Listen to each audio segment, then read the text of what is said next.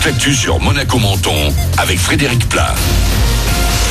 Bonjour, pas contrariante la météo pour ce mercredi 26 août sur Monaco-Menton et la Côte d'Azur. Un grand soleil et un thermomètre qui pourra approcher les 35 degrés cet après-midi dans l'intérieur des Alpes-Maritimes.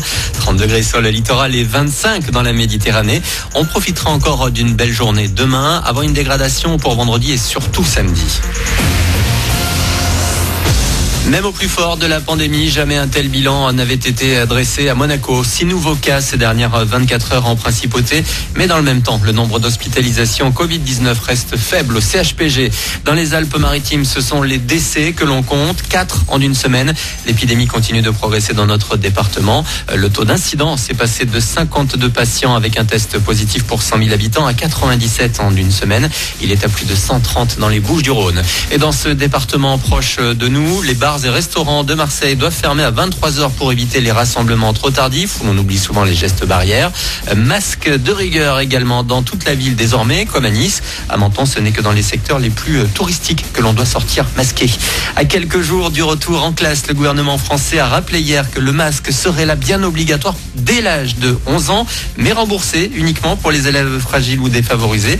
Pour les autres, il faudra donc payer ou compter sur un coup de pouce des régions et départements. Ce sera le cas dans les Alpes-Maritimes qui vont offrir 2 masques lavables à tous les collégiens. À l'université cette fois, mais aussi dans tout le supérieur, il vaudrait mieux que tout le monde soit masqué partout, selon les scientifiques qui entourent Emmanuel Macron.